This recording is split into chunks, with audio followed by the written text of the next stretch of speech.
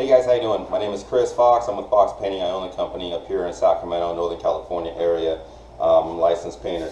So I just want to do a real quick tutorial video on epoxy resin countertops and everything to be able to do it. I used the Leggari system, which is an amazing system. The product itself is amazing. It's probably one of the best resins epoxies I've ever used.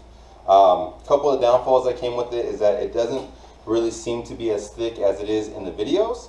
So that was something I had to adjust to. So my first tip to everybody is it comes with a priming kit along with the kit that you purchase, and that's a part A and a part B product.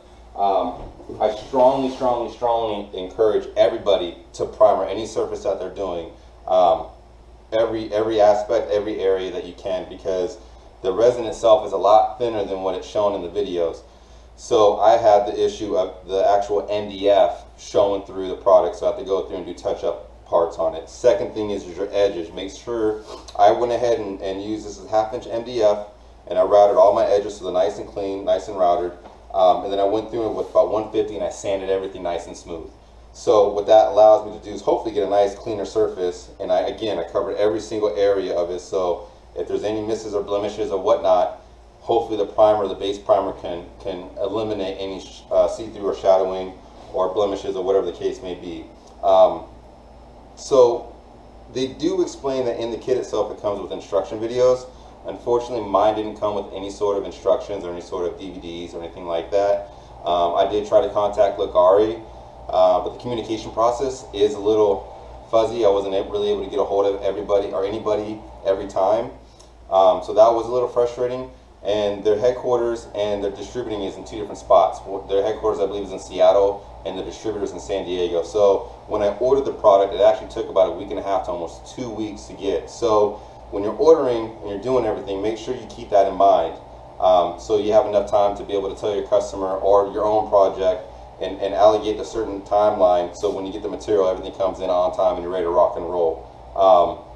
Again, I was Sacramento, San Diego, I'm in the backyard, and it still took about 1.5 weeks. So things that it comes with is your A and B Leggari metallic epoxy.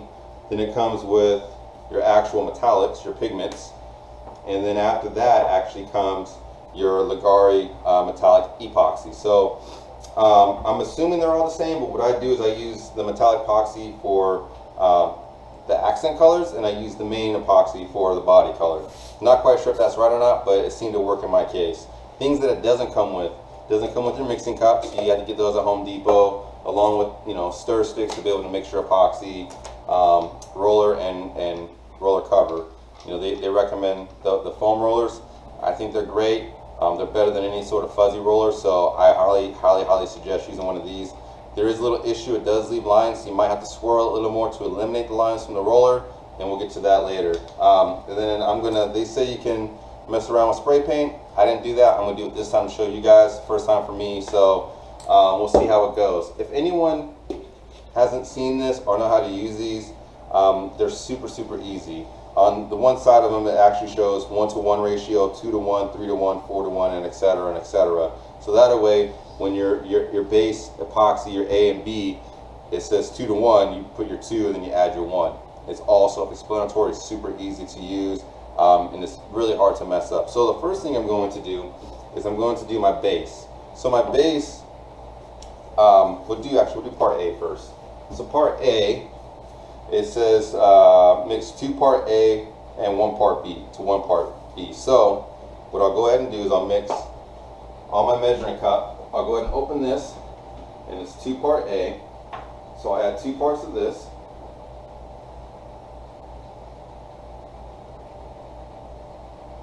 Alright, there's my 2 part. And then it'll say to my 1 part B, which is this.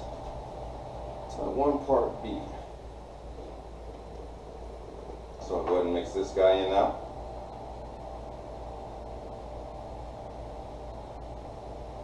Comes out.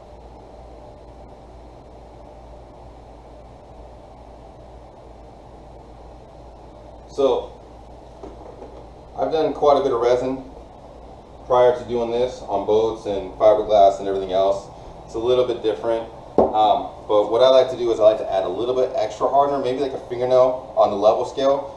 So that way I ensure that I'm going to get a nice, clean, hard surface once it's done. I can almost guarantee that it's going to be really, really hard. So I'm going to go ahead and mix this up, and then I'll fast forward once I get done mixing it.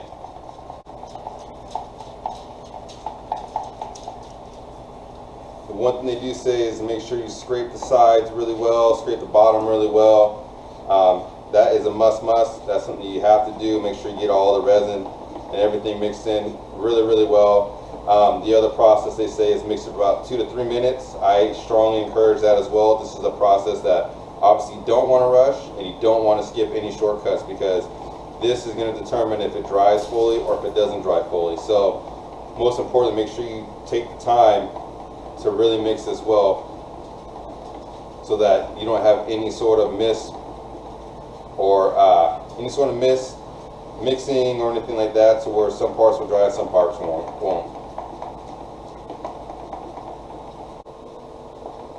There's that one. So now the second one I'll do is I'll actually do it off the metallic one. So this is going to be for my secondary pigment, so to speak. So it's going to be my accent color. So keep in mind, this one doesn't have to be as much as your base, because you're not going to pour the same amount over it. So make sure that when you mix it, you can be a little conservative on this to make sure you have enough to spread, but keep in mind you don't have to use as much as you did prior. And it's the same part, 2 part A to 1 part B. And same process. Get a separate stir stick going, and we'll mix this for about 2 to 3 minutes as well, as the instruction explained. And make sure on the video, like I said, to scrape the sides, scrape the bottom, make sure you get every single resin hit with that hardener, so that way you don't have any missed spots, and it doesn't dry in certain spots. Alright, so there's those parts. So now what I'll do, now that I have my base color already mixed, and I have my secondary already mixed, in the video they show to pour one and then stir it, then you can pour it out. You can do that too, that works as well. I just like to limit the mess. I mean, these are like $1 each, so it doesn't really matter to me price point. So my base color is actually going to be black. So simply because the board's already black. So what I do is and then another thing Home Depot sells too is they sell these little ones, or you can get them for free actually, the little stir sticks. They show them in the video also. That's a great tip, to take this out like this and drop it in. I find that to be a really great tip. It's better than trying to pour it in, because this way you can kind of control your metallics and your epoxy and everything. Now when I'm mixing this, I'm not quite sure how much to put in, how much not to put in. I'm not quite sure. The more you put in, the darker it gets. The less you put in, the lighter it gets. I'm not really quite sure.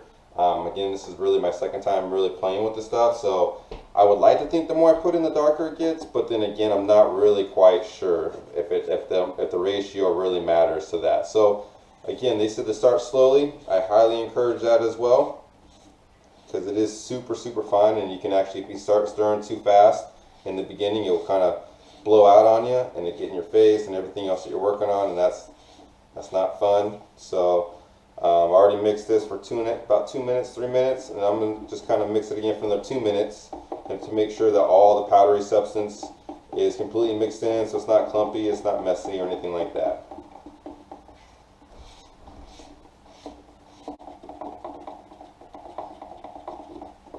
Alright, so that's mixed up pretty well. Alright, so the second one I'll do is I'll grab the other pigment color, which is my accent color, which I'm going with the lighter.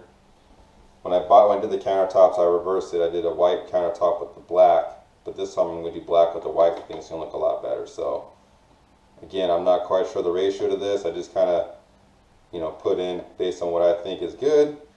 I'm not quite sure. The more I put in, the lighter it gets, the darker it gets. So I'm just kind of, again, second time doing this, I'm just running with it. So we'll see how it pans out. Again, start off slow, mix it in nice and evenly, because it will blow back on you. And I'll mix this for about another 2 minutes until it's all mixed in really good, scraping the sides, scraping the bottom to make sure it's fully covered.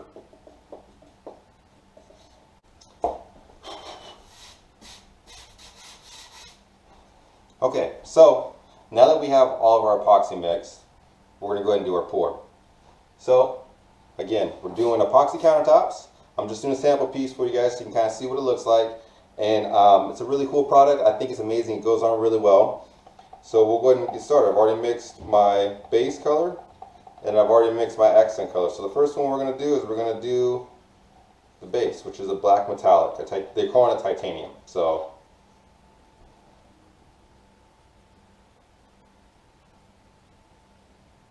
they say to stay away from the edges from the get-go. So we'll start with that for right now. The one process, the one step they do say is to make sure everything's level. Super important. I agree with that. And this stuff is amazing as far as leveling and everything else. Like it's so dummy proof.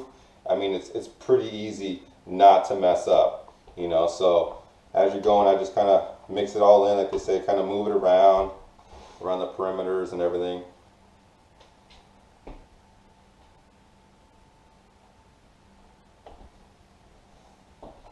You go back and forth the opposite ways. I try to keep it away from the edge until I get my whole center done, but if some pours over in the beginning, that's okay. There's enough product here on this board to finish this. If not, I still have a little bit left in the cup. They do say that don't worry about, you don't have to use everything, and you don't. I agree with that 100%. Again, it looks super, super thick, but it's really not. I mean, I actually thought I was going to go on like maybe 1/4 to 3/8 of an inch. Realistically, I think the thickness of it is maybe 1/8 of an inch. It's really not as thick as I thought it was. So what I'll do is I'll make sure I hit all my edges first before I go through and dip it over to make sure I get good coverage on my edges.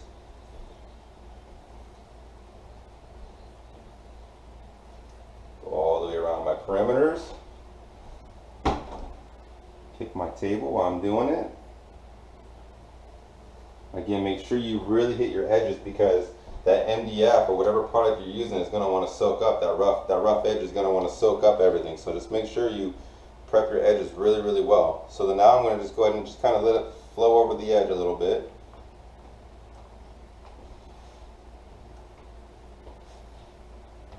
As I start to level it all out. Again, all the way forward, all the way back, like they said in the video, that seems to be the best process.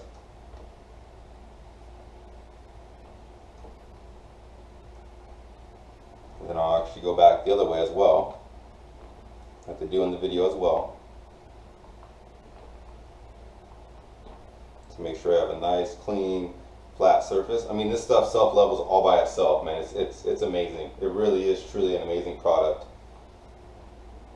I'll come back through, and I'll hit all my edges again to make sure they're nice and covered.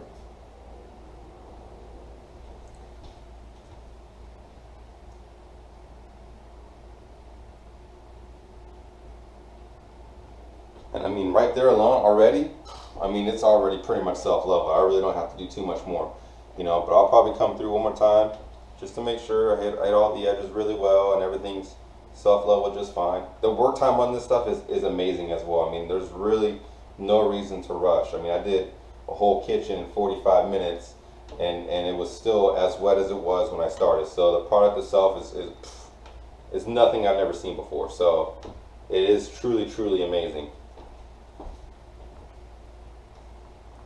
Back and forth, doing the video. And you can always come back and you can always add more if need be, if you feel like you don't have enough on there.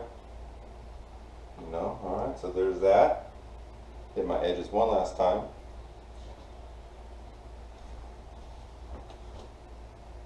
So I don't know if you can see it in the video, but one of the things you can see is that there's a lot of lines. You know, and that's from the roller. So those lines will actually not dissipate. They will actually stay in the epoxy. It kind of gives it a pretty cool look. However, if you don't finish off your roller in one direction, you know, it will show the way that it looks right now. So they do say to come back through and kind of swirl it a little bit like so, and kind of bring that metallic up, and that may help eliminate some of that.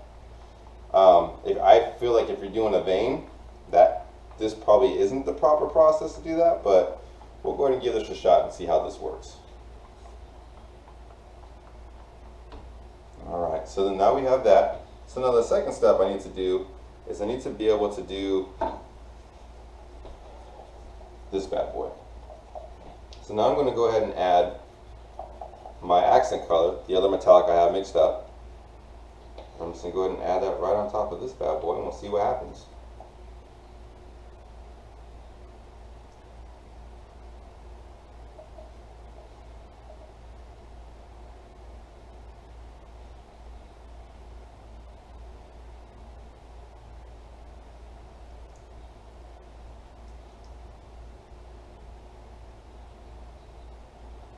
You know, they do say to hit your edges pretty well. I will agree with that. So anytime you're coming over your edge, you know, make sure you have enough build up on your edge to where it carries over. That's actually a really good tip. And again, I'm just playing with this. I'm not going after any sort of design or any sort of, you know, funky pattern. I'm just kind of messing around with it, you know. So we'll just see how this pattern plays out.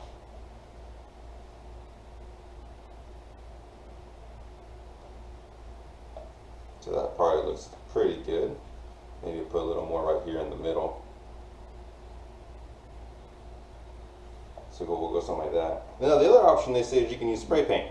I've never done this before, so we're going to do this together, ladies and gentlemen. It's a little metallic, has a little silver in it, so we'll see if we can add a little color to it. Do a little test spot.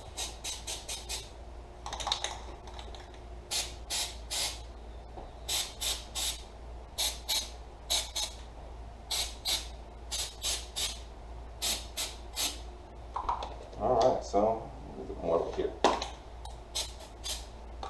Alright, add a little color to it. So then now, once that's all in, everything's still wet, you know, you can come and do like a really light roll over it, you know. So you kind of have like a really cool little, you know, pattern to it.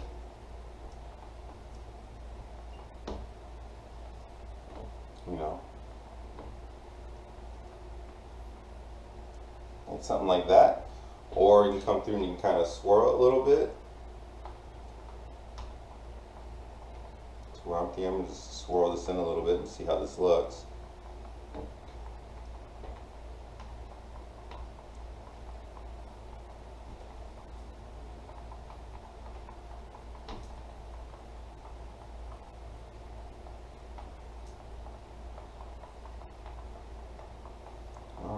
Let's see how that looks.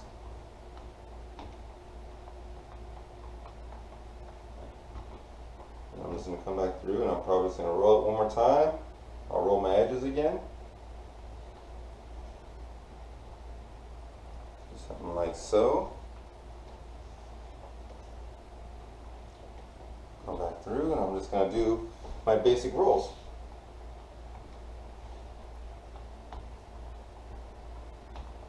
Now it's pretty crazy how, like, right now when this is all said and done, you know, it looks pretty gnarly looking, you know. But once it starts to self-level and everything starts to come into play, I mean, it's a miracle on how well this stuff actually looks once it's all done.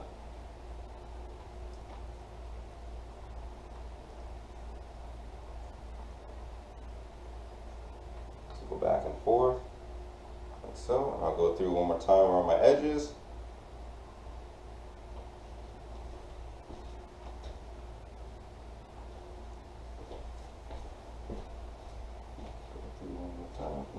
Watch out for the paint stick.